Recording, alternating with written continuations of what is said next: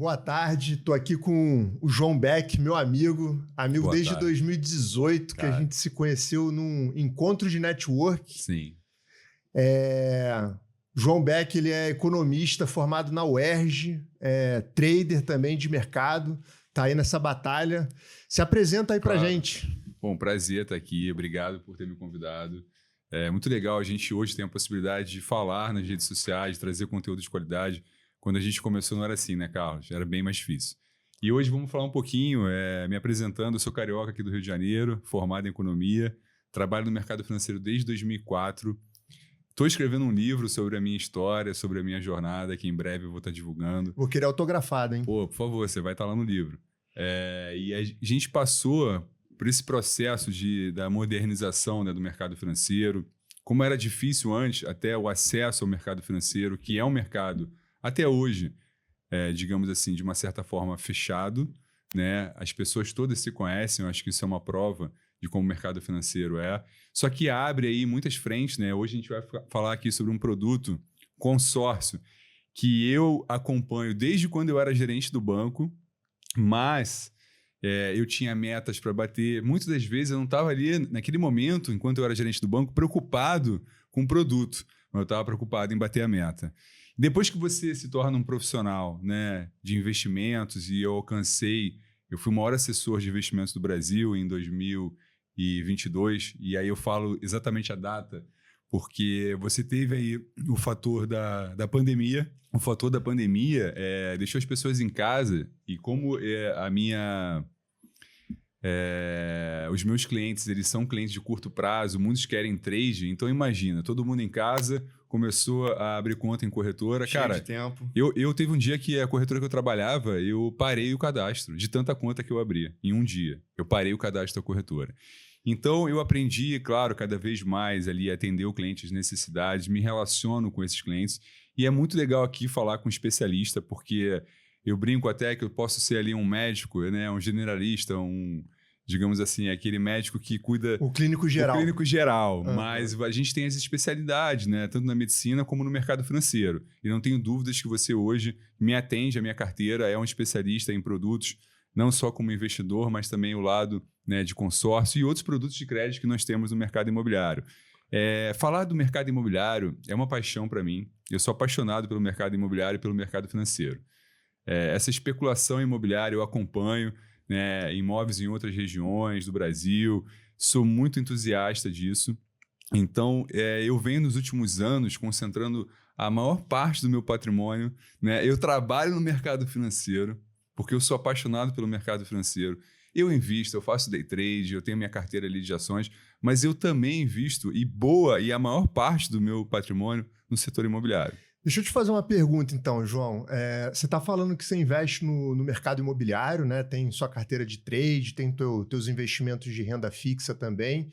Mas eu queria saber o seguinte, dentro dessa sua jornada toda aí de mais de 15 anos no mercado financeiro, você já conheceu alguém que ficou pobre investindo em imóveis? Não conheço. É porque não existe. E eu digo além, meu pai, a minha infância foi uma infância... eu fui classe média, morava na Tijuca, mas para ter acesso à faculdade eu precisei estudar e passar na faculdade pública.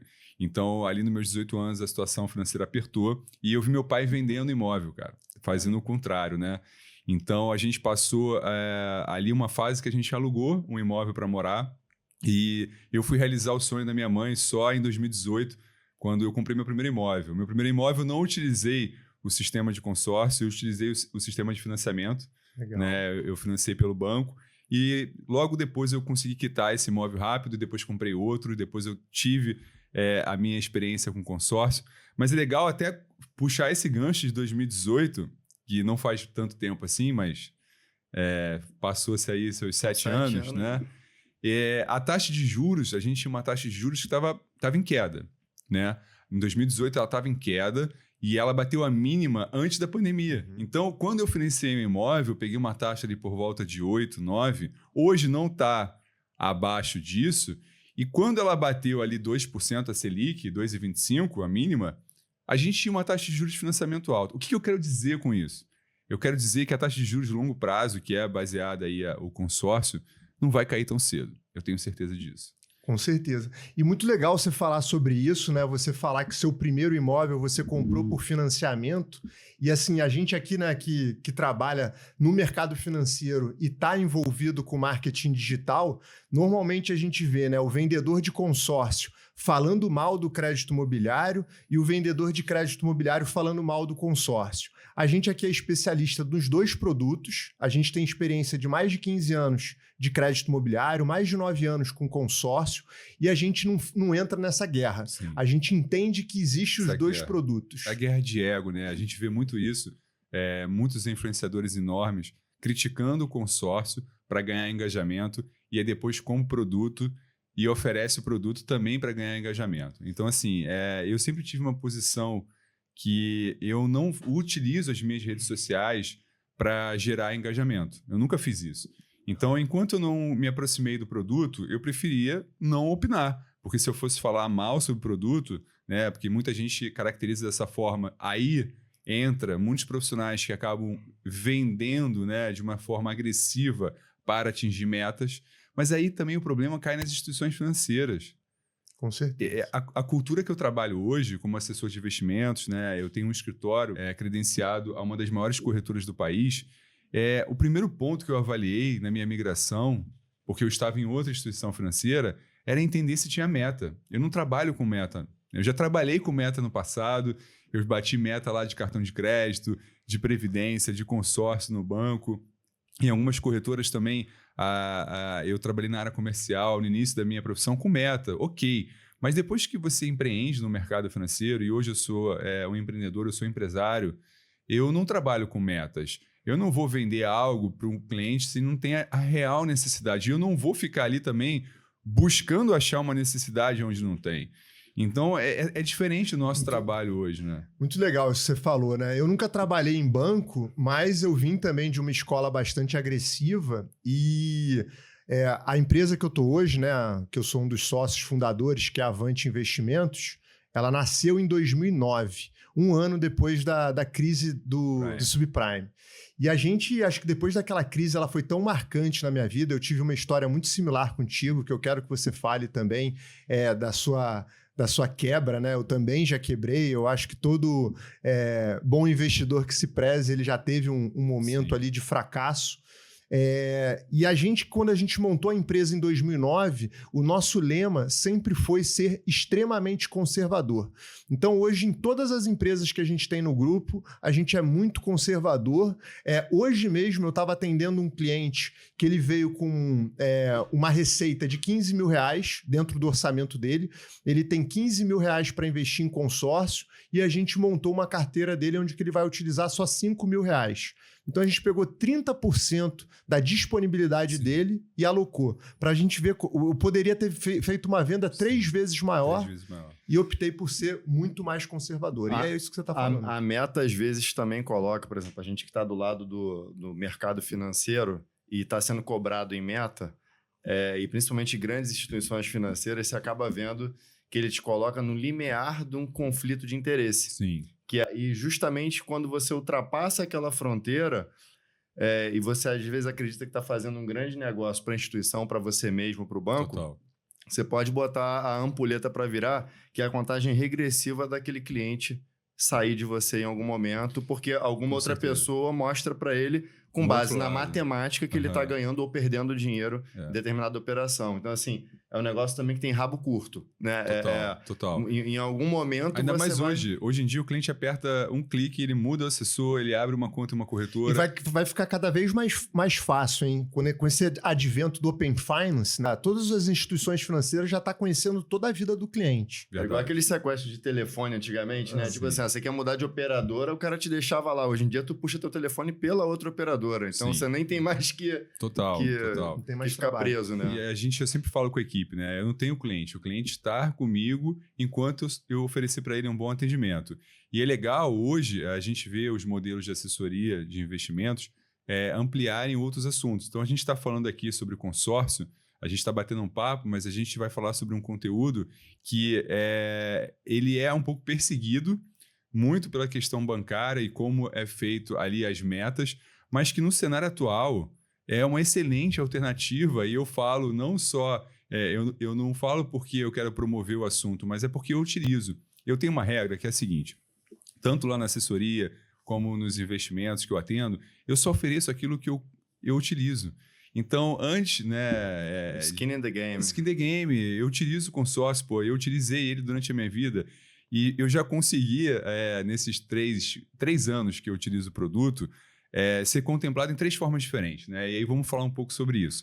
E é legal para aquele cliente que é trader, fica aqui, que eu sei que meu público é majoritariamente de curto prazo, que opera em operações especulativas na Bolsa de Valores, incluindo índice, dólar, ações, opções. Resultado, né? Exato. Isso existe também no consórcio. A primeira vez que eu tive acesso ao consórcio, né, que foi com o Carlos, foi para a compra do meu primeiro imóvel. É legal falar que em 2018, quando eu comprei o primeiro imóvel da minha mãe, o ticket ali não era tão elevado do apartamento. Foi na Tijuca, foi 450 mil ali o valor do imóvel. Legal. Eu consegui financiar e dar uma entrada e realizei o sonho da minha mãe de ter a casa própria. Muito bom. Legal. Só que o segundo imóvel que eu adquiri já foi um imóvel com um poder aquisitivo mais elevado, no Leblon, no Alto Leblon. E eu pensei, cara, 2 milhões e pouco ali para... A negociação estava nessa faixa. Eu falei, cara, eu não tenho essa grana, mas a minha mentalidade estava tentando me segurar. A minha mentalidade de pensar, poxa, será que eu vou conseguir comprar um imóvel de mais de 2 milhões de reais? Estava me segurando.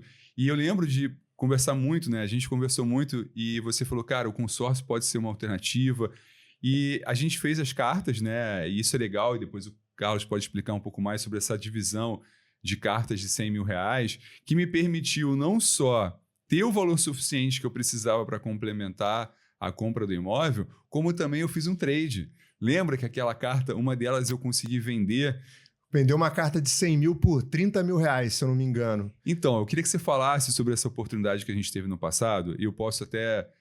explicar com mais detalhes, claro, porque eu tive no meu extrato, entrou na minha conta bancária. E eu lembro que eu te liguei e falei, cara, sério, O que é isso? O que é isso? Porque eu fiquei na dúvida, né? O trabalho que a gente faz aqui é extremamente minucioso. A gente estuda os grupos. Hoje a gente trabalha com mais de 15 administradoras. A gente estuda praticamente todos os grupos de cada administradora. E quando a gente vai montar ali um projeto de 1 milhão, 2 milhões de reais, que foi o caso do João, a gente pegou ali quase 20 cartas de 20 mil reais e distribuiu essas cartas dentro do grupo, aumentando em mais de 20 vezes a chance de contemplação do João todos os meses. E aí a gente pensa, né? O consórcio é só para compra de imóveis. Não é só para compra de imóveis. Você pode fazer um trade, você compra a sua carta, espera ser contemplado e vende ela com ágio. Você pode utilizar ela como formação de patrimônio para aposentadoria. Quando você contempla uma carta... Você acha que eu tive sorte? Porque teve o lado do sorteio, né? E você acha que então eu sou sortudo? Não é isso, é probabilidade. É probabilidade, é estratégia. A gente fala o seguinte, a gente tem uma engenharia de contemplação. Essa semana eu vi um influenciador digital colocando um post lá que o cliente dele nunca tinha sido contemplado depois de ter 39 meses pagando lá a carta de consórcio. Nossa, eu vi isso hoje também.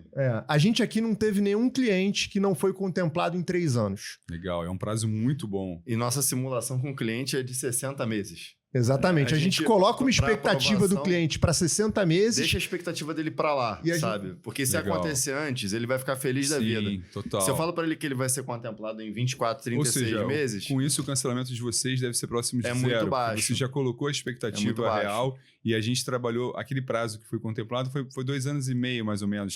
Exatamente. Não ultrapassou de 36 meses. Não ultrapassou, verdade. Não, e você vai ver o seguinte, a maioria hoje, até dos materiais que a gente vê na internet, aí guru de investimento, querendo meter bronca em cima do consórcio e tal. Sim.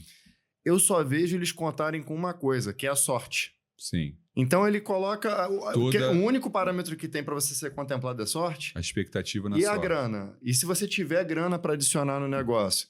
E se essa grana está guardada na renda fixa, rentabilizando enquanto você está participando de...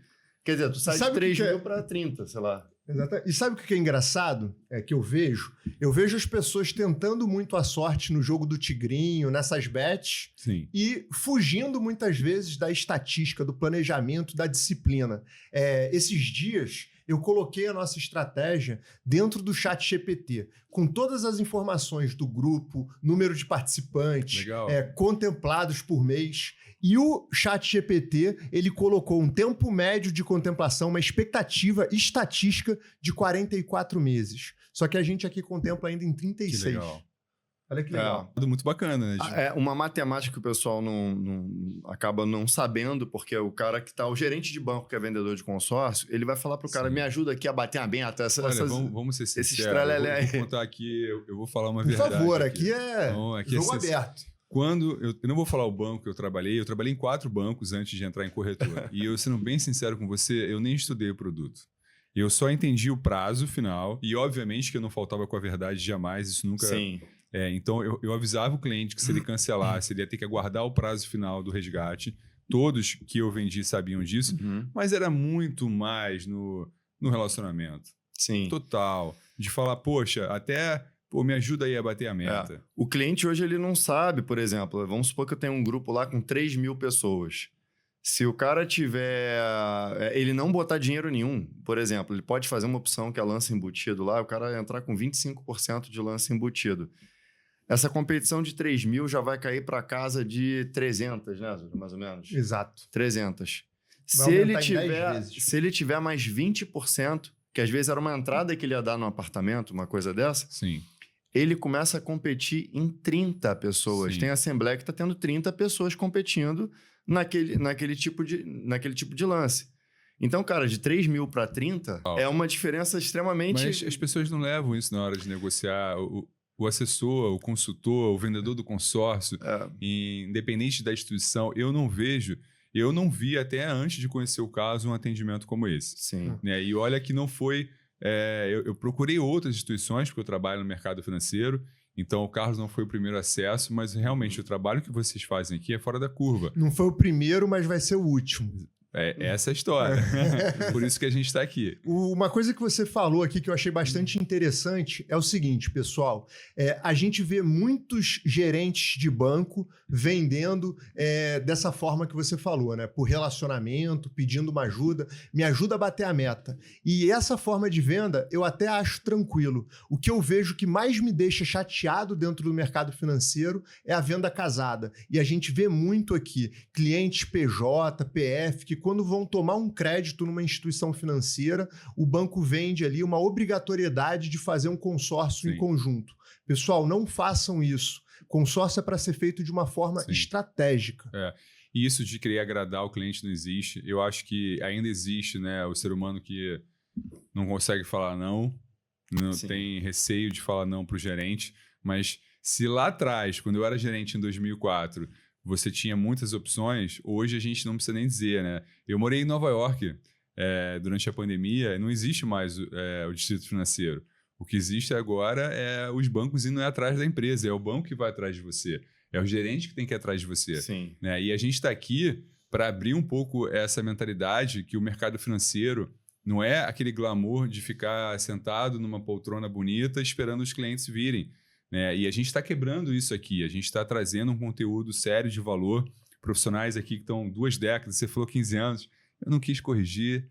Obrigado. Mas passou já aí de 2 décadas. Eu tô junto contigo, eu tô sem cabelo e tô há 2 décadas. Eu lembro, o meu tá acabando também, mas antes. A gente tem hoje bastante coisa aí que dá para resolver essa parte, mas a parte financeira que é importante, eu entendo que o consórcio, como também outros investimentos, o que eu falo quando um cliente me procura e fala assim, João, cara, eu tô pensando em comprar essa ação, o que você acha? É a melhor? Ou então, vou investir nesse fundo aqui, você acha que é o melhor? Investimentos precisam de tempo. Você vai ter o melhor investimento, né? Não existe um melhor investimento. Você vai ter o investimento certo no momento certo. Então, se eu falar que, por exemplo, que a ação da empresa X vai cair muito e você vender aquela ação, trabalhar na ponta ao contrário. Olha, gente, pessoal, isso existe no mercado financeiro. Né? Você pode apostar contra o crescimento de uma empresa. E aquela empresa cai e você lucra muito em cenários de guerra, pandemia, muitos investidores operam contra o mercado. pode ser uma operação super rentável porque ela estava no momento certo, na hora certa. Né? Então, quebrar um pouco de que existe o melhor investimento, que a gente está falando aqui, o consórcio, nossa, é a melhor estratégia, não. Ela é uma estratégia que precisa ter paciência também, precisa aguardar, como vocês falam, vocês passam um prazo de 6 anos, não é isso? 36 meses, 3 anos. 3 anos no mínimo ali para o cara pensar em contemplação, certo? Para uma estratégia começar a rodar. Então, assim, existe em 3 anos no mercado financeiro também é um prazo de médio prazo, né? A gente está falando de médio e curto prazo, seria um prazo menor. Só que o brasileiro, muitas das vezes, quer ali o resultado imediato. E é isso que a gente está mostrando aqui. Então, o consórcio pode não ser o melhor investimento em todos os momentos, mas com uma taxa de juros que a gente está vivendo hoje... Sem sombra de dúvidas, é um excelente investimento. E é muito legal isso que você está falando, que é o que a gente prega muito aqui. A gente nunca fala para um cliente colocar 100% dos recursos dele em consórcio. É mais um produto. É um produto para você complementar sua estratégia de investimento. E ele é muito eficiente, principalmente para você alavancar. Eu vou dar um exemplo claro aqui hoje que a gente faz com muitos clientes. O cliente tem uma carteira de R$1 milhão, aplicados numa renda fixa hoje, rendendo 1% ao mês. Perfeito. Está rendendo R$10 mil para ele por mês. A gente pega ali R$3 mil, R$3.500 daquela aplicação e aporta numa carta de crédito de consórcio de mais de R$1 milhão. De mais de R$1 milhão? De mais de R$1 milhão. Ele vai dobrar a possibilidade ele tem o valor dele investido, ele vai receber 10 mil por mês de rendimento. Você pega 30%, compromete numa carta de consórcio para dobrar o patrimônio dele. Exatamente. Essa é a mágica do consórcio. E você ainda pode acelerar a contemplação dele com o crédito que ele está lá. Porque seja, se ele tem aquele 1 milhão disponível numa... Se quiser dar um lance livre ali, um lance livre, um lance embutido, um lance fixo, né? Ele acelera a contemplação. E aí já poderia adicionar... Isso é legal falar, mas eu vou deixar você continuar, porque eu quero contar... Também o segundo momento da minha relação com o consórcio, que foi agora quando eu me mudei, que eu te ligava desesperado. Não vou ter sofá, né? Eu não vou ter sofá. Tinha gastado todo o dinheiro no casamento. Outra coisa muito legal, porque as pessoas acham que o consórcio é só para compra do imóvel. E não. Você pode utilizar ele também até para fazer mobília da tua casa. Reforma. Reforma, né? E tudo mais. Exatamente. Mas volta, no exemplo que você estava dando, estava muito claro. 1 milhão, 10 mil. Eu vou voltar ali, uma coisa que é interessante. Eu vou contar um caso real aqui de um cliente, que foi muito interessante. O cliente ele tinha um patrimônio de R$1 milhão aqui com a gente, aplicados ali, estava dando uma média de um retorno de R$8 mil, porque já faz bastante tempo. Tá. A gente colocou esses R$8 mil para uma carta de R$1 milhão, uma parcela ali aproximada de R$3 mil. Perfeito. E ele foi contemplado. No momento que ele foi contemplado, ele comprou um imóvel de R$800 mil, não foi de R$1 milhão, e ele colocou esse imóvel para alugar. Então ele saiu de um patrimônio de R$1 milhão para um patrimônio de R$1.800.000 com 0 de despesa, porque esse imóvel alugado de R$800 mil estava gerando um aluguel que pagava a parcela dele. Então ele está alavancando o patrimônio dele. É o que eu faço. Exatamente. Você botar naquela continha ali, né? Ativo e passivo, você vai ver claramente isso, porque no momento que você ganha a carta de crédito, converte ela no imóvel. E é legal falar disso, que é o momento que eu tô, que é o momento que eu ia entrar, que é você transformar um passivo em ativo, porque gera renda, né? O aluguel que entra ali é um dividendo para ele poder usar. Não só hoje a situação que eu tô, ela não só paga a carta, como sobra. Né? E aí tem um ponto que é legal a gente falar aqui. Qual é o momento certo de você entender a alavancagem que você pode fazer em cima do seu patrimônio todo? Por quê? Hoje, meu cenário atual, né? Eu utilizei recentemente umas cartas para fazer a reforma e a mobília do meu apartamento e ainda existem algumas cartas que estão rodando que ainda não foram contempladas. E eu já estou pronto para adquirir novas, só que eu estou aguardando. Dentro do meu patrimônio hoje, digamos que eu tenho 10% só de alavancagem. Atualmente, no cenário atual, eu já tive 20%, mas no momento atual eu estou com 10%. Você conversa sobre isso com o cliente? Com certeza, né? E o que a gente mais trabalha aqui é de um projeto personalizado. Não existe um projeto tipo ótimo para todas as pessoas. A primeira coisa que a gente gosta de olhar é o orçamento familiar. Eu chego, João, quanto que é a sua receita? Quanto que é a sua renda média mensal? Quanto que é a renda mensal média da sua esposa? Vocês compõem a renda de vocês como casal ou é individual? A gente faz todo esse estudo específico, personalizado e através muito mais do orçamento familiar que a gente vai fazer uma recomendação de alavancagem. Porque tem muitas vezes pessoas que possuem um orçamento, uma renda muito alta, mas uma sobra no orçamento muito baixa. Legal. Então, muitas vezes a gente precisa ali dar uma equacionada nos gastos. A gente vê muito médico, por exemplo, aqui, ganha lá, sei lá, 30 prata mês, o cartão de crédito do cara vem 20 blau. Verdade. E aí, cara, assim, você vai ver o cartão de crédito do cara, se você for fazer uma análise financeira, foi consumo de restaurante, parcela de carro que pagou no cartão e não sei o quê. É bom pagar o boleto do consórcio, que, de uma certa forma, eu sou muito assim. Eu também. Eu invisto no mercado financeiro, mas eu gosto de ter um compromisso. Carnezinho. Não é o boleto. Fala que gosta de ter o boleto por mês. Vocês vão oferecer o boleto de vocês. A gente ganhou bastante dinheiro, né? Sim. Só que, ao mesmo tempo, a gente também gastou muito sempre. Poxa, quando eu assumi a prestação do meu imóvel de 100 mil reais, eu lembro que esse que eu moro hoje da reforma, quando eu fui negociar a transação, era uma parcela mensal de 100 mil. E aí, quando eu e a Júlia, a gente conversou sobre isso, ela falou, nossa, você foi corajoso, hein? Tem uma parcela de 100 mil, é um boleto alto.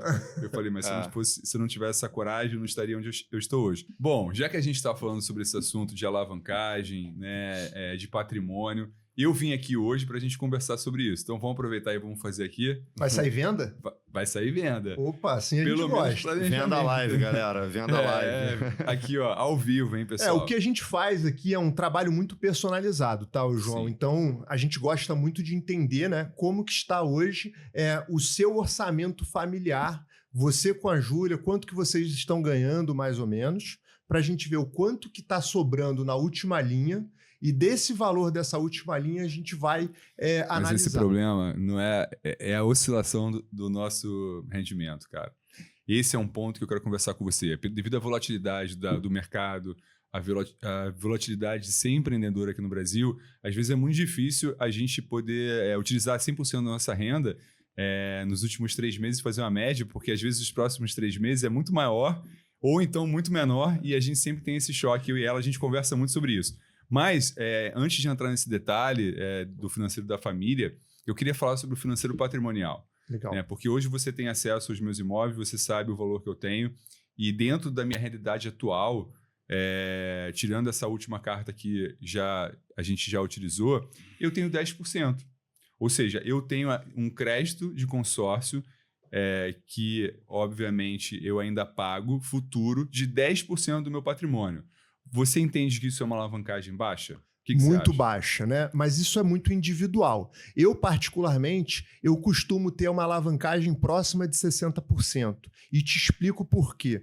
Porque a gente, com o consórcio, a gente tem uma estratégia de reforma dentro do seu imóvel, dentro do seu patrimônio. Então, você, com um imóvel de R$1 milhão, você consegue levantar, através de consórcio, R$600 mil sem esforço nenhum. Sim. Então, assim, a alavancagem média que eu coloco para a minha vida, para a idade que eu estou hoje, que também é um fator bastante relevante, você é mais novo do que eu, então você está extremamente conservador. Já vi que vai sair venda aqui, não vai ter jeito. O negócio também é que quando você bota, assim, em que você está alavancando? Porque quando você vai fazer uma alavancagem num setor tão perene quanto é o imobiliário, pensa só, 2014, 2015, a gente teve aquela subida ali até 2020, mais ou menos. Sim.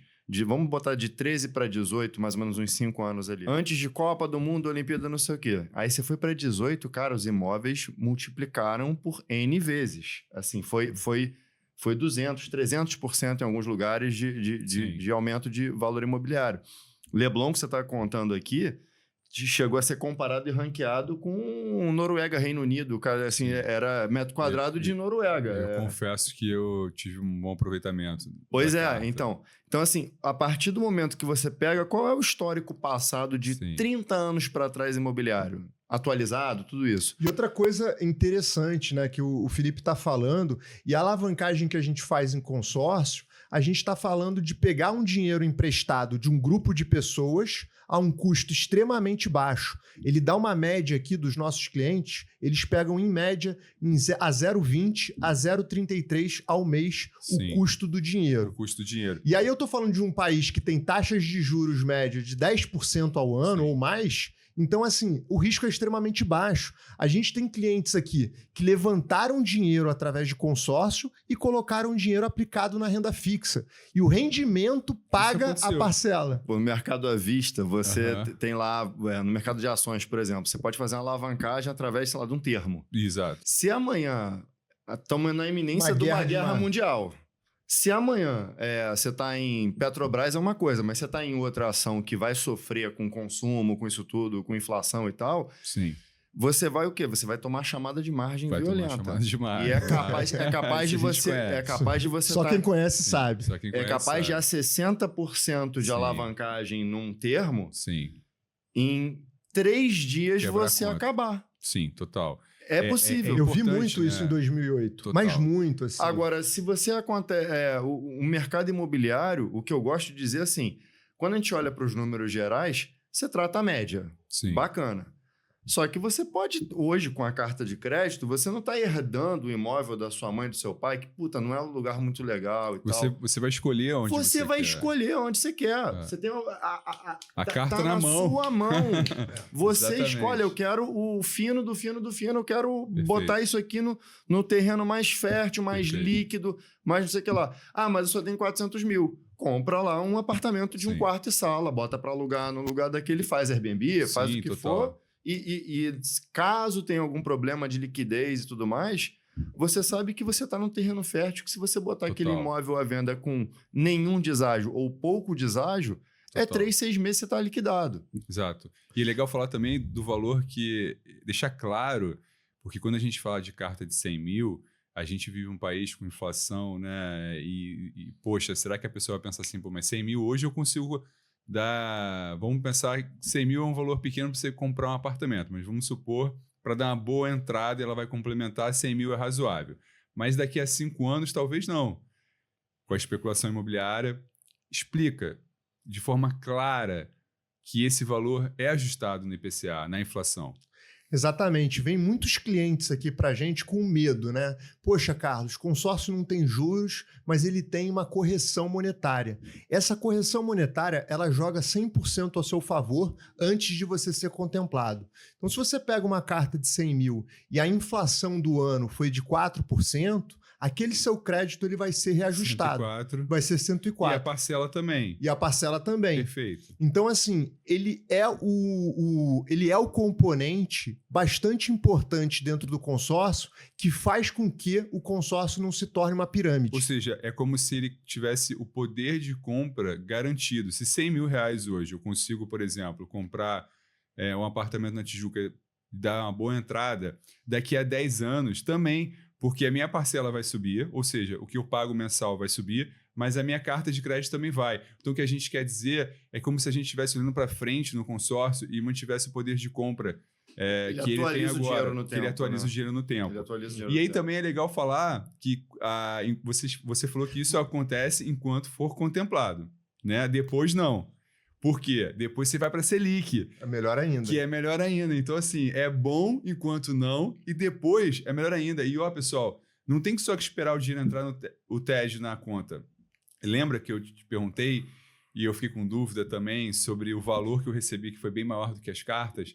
E aí, maior no sentido do valor, porque teve a correção. Exatamente. Enquanto ficou na administradora, é assim que fala, né? Fica na administradora. Vocês corrigem o CDI e aí depois eu utilizei para reforma. Exatamente. Como é um produto de planejamento, né? Muitas vezes você, quando é contemplado, você não tem o que fazer com aquela carta. Mas você pode ficar 100% tranquilo porque aquele dinheiro vai estar sendo rentabilizado pelo CDI. Mas volta aqui que a gente não pode perder a venda. Tá? Vamos voltar a falar aqui sobre o seu orçamento. Ele é 10%. 10% é muito pequeno. 10% tá faltando uns 40 aí. A gente tá faltando pelo menos uns 40. Você não me convidou, a gente não tá aqui à toa. A gente veio falar disso e gravar, e eu acho que esse conteúdo é muito pertinente, até porque eu estou aqui para falar sobre, tenho interesse, e a gente vai mostrar ao longo, né, desse podcast que a gente está fazendo aqui, exatamente a minha vida, é skin the game.